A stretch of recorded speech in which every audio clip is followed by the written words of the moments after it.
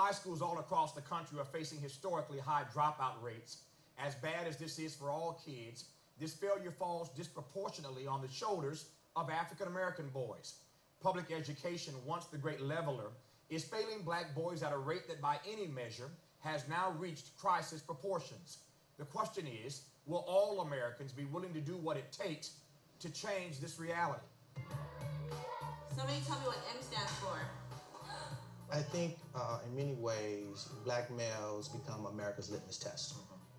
And if we haven't found a way to begin to address their needs, it becomes a destructive force in this nation. Our streets become littered with violence. We fill up prisons. But more importantly than that, we look at these kids as if they're expendable. We have to stop looking at these boys as if they're scorecards of achievement. W.E.B. Du Bois said a long time ago, don't view these boys as scorecards of achievement. Recognize their humanity, because parents do not give birth to scorecards of achievement. How do you deal with a very difficult topic like racism? Dr. Alfred Tatum heads up a literacy program for high school students at the University of Illinois in Chicago. Now, take it to your right. Every gang shall we embark on our journey. It's longer hours, it's Saturdays. What are the signs for you what are the signs for you?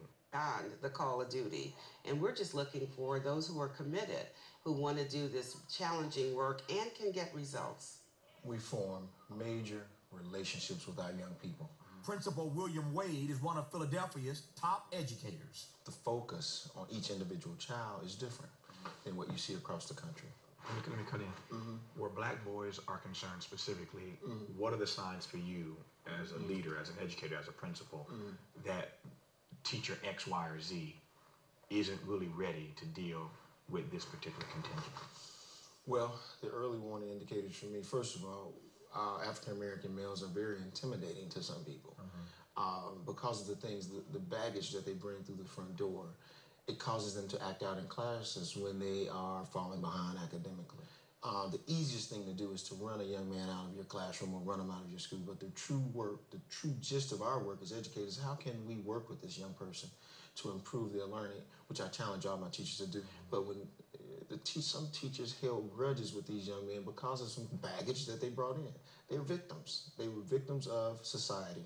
And you have to recognize that as an educator and remove those obstacles. Talk to them, build relationships, build trust, offer your assistance, and at the same time educate them. I've never heard of students, black males or others, referred to as victims. I get the point you're making, but what do you mean by that? Well, they're victims of several things that plague our urban areas. The high crime rate, things that they have witnessed, single-parent homes because of fathers or mothers being incarcerated. They're victims of some things that they should not be exposed to, some things that they didn't have control of. So they're victims of society because they didn't write it this way. As I came to Promise Academy, I just changed. I spent some time with two boys in particular. Brandon, age 16, a junior, and Jamil, age 17, now starting his senior year. Each struggled in their previous schools. Each came to Principal Wade for help. Each is now succeeding at Robert Vaught's Promise Academy. So let me start with you, Jamil. How has the experience been? I liked it. At first, once I heard how it was going to be, I didn't think I was going to like it for real. But I gave it a try because I was over at Boone at a disciplinary school, and there ain't nothing like this. What had you heard about it before you came that you think you were not going to like? The uniforms. The uniforms. You weren't down with that? No, not. This my first year actually wearing a tie. Yeah, see, neckties not so bad. No, I ain't. And get you ready for the real world. Yeah. So Brandon, what's the experience been like for you so far? I would say that it's great. I came from a school where it was hard to be focused on, like for a teacher to just focus on one student, or for a principal, anybody just focus on one student. So the experience was better for me just being as though it bettered my life because I came from like just acting crazy, like getting kicked out of school, switched around. I came here with Mr. Weed, and he started talking to me like, I'm gonna break you, like I'm gonna get through you. He's like, we're gonna help you out. I got a good team, and we're gonna be supportive. So like the experience, like it was real good, just for the simple fact that this like they care. Why, at such a young age, had you, prior to coming here, found yourself in trouble? When I was in middle school, I just going off of anger. Like if I get mad, I'm just black. Like I just do anything. I wouldn't think about the suspensions and none of that. And now that I'm here, I wish that I did know back then. I should have listened. Shouldn't have been getting in trouble. Shouldn't have been talking back to the teachers and stuff. I appreciate your honesty, first of all, that prior to coming here, you really didn't like school. There was a point in my life when I didn't like school either. So what happens inside of a black boy, or a young black man in your case, that allows him to go from hating school to being anxious to come to school? So why do you like going to school now? What happened? What changed? They listen. I could talk. They could hear my side of the story. Usually, like, I get in trouble, nobody want to hear my side of the story about my mom. Well, you know, your mom gonna listen to you regardless. Yeah. But now here, like, principals they listen to you, the counselor, the teacher, they hear your side instead of just taking the fellow staff side or something. I did not see, I want to think about this, yeah. I did not see a black man in the classroom until I got to college, and that was my second year. I was a sophomore in college before I ever saw an African-American instructor, a black male instructor. You all are fortunate, I think, to have an African-American male principal here. What's it mean for you to see a black male authority figure who listens to you by your own admission, who cares about you? What's that mean to see a black male every day? I would say, being as though I had my father in my life, excellent role model for me, like somebody I can like really look up to and talk to, like, so I look at that as like that's a big thing for me, like, cause I can just go to him and talk to him about anything, like, so to me, he's an excellent role model.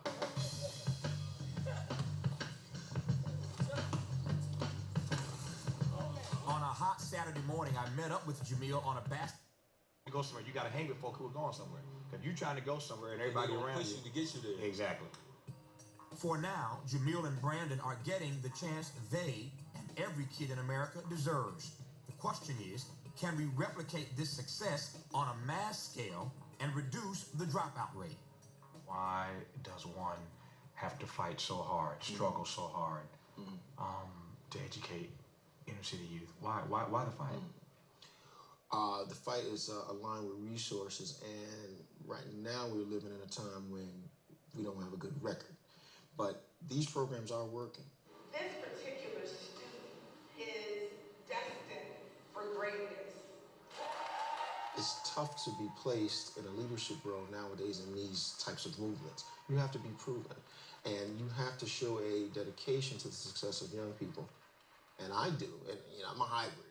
I am one of them. I came from the same situation. I'm not saying you have to come from my same background, but you do have to sit down and study and know what you're up against and be truly dedicated to the cause. It can easily go left or right if you don't focus around young people, the urgency of what needs to happen to be successful in life, and that's what we're doing now. ¿Cómo te llamas? Me llamo.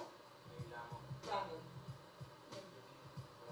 Okay. Looking at the crisis of keeping black teenage boys in school begs the question, is there something about black boys themselves that makes them harder to reach, that puts them disproportionately in special education classes or in detention, all of which contribute to boys getting disillusioned and dropping out?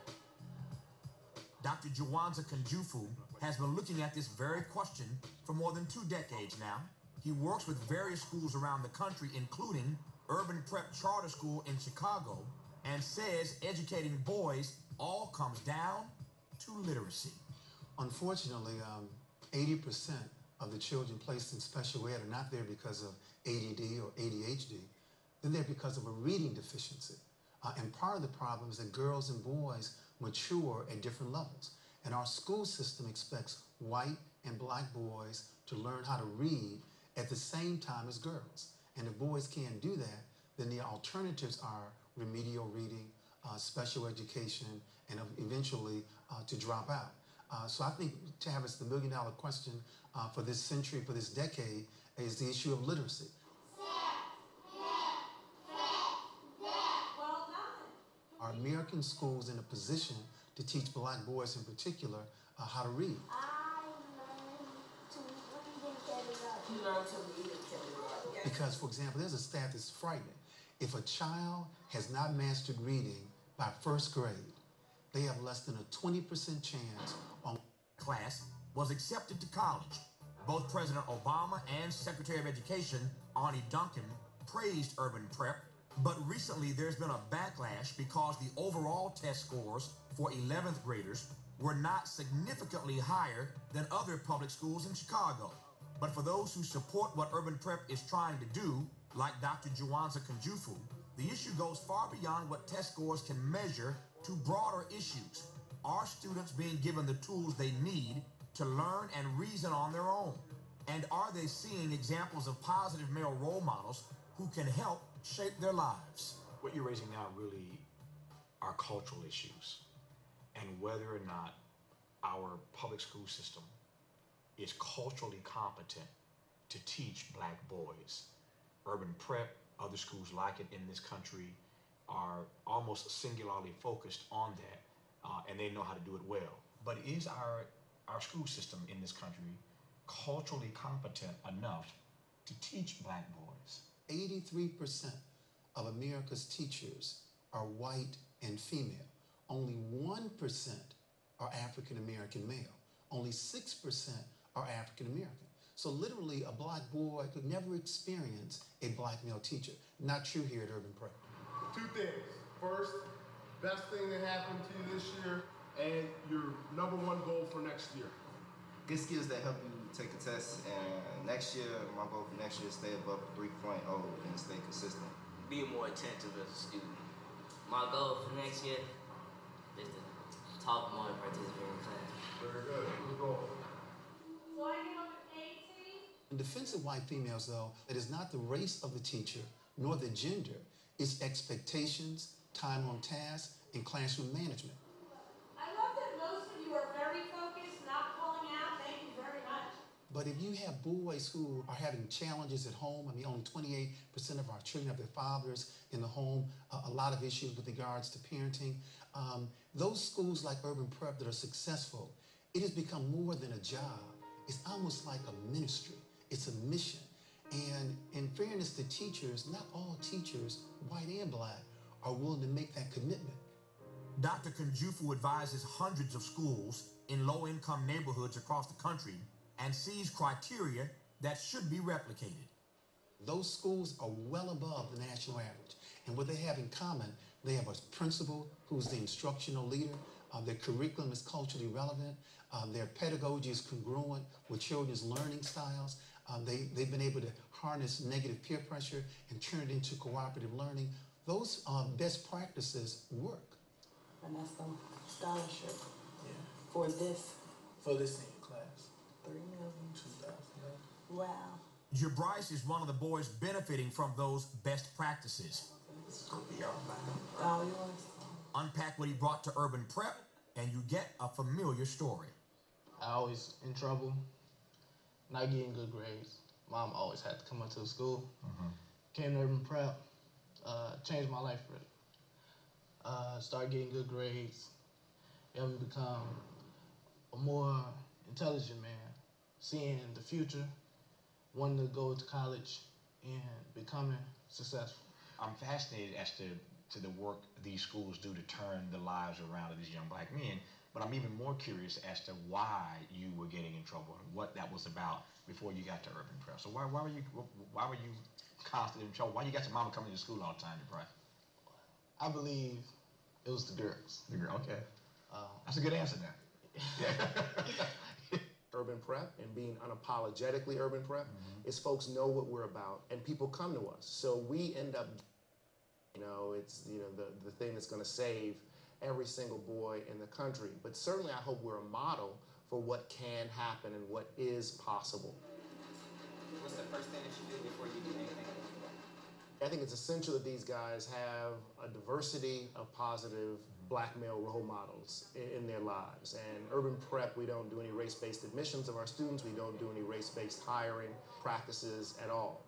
One of the great things about being Urban Prep and being unapologetically Urban Prep is folks know what we're about and people come to us. So we end up getting a really high number of African American males apply to our program to work here as teachers, as mentors, as administrators, and staff members. I have to tell you, Tavis, one of the things that people don't realize about the importance of this is it's not just about the quantity, but it's also about the diversity of these black men. I mean, it's important for our students to be able to see different types of black men getting along.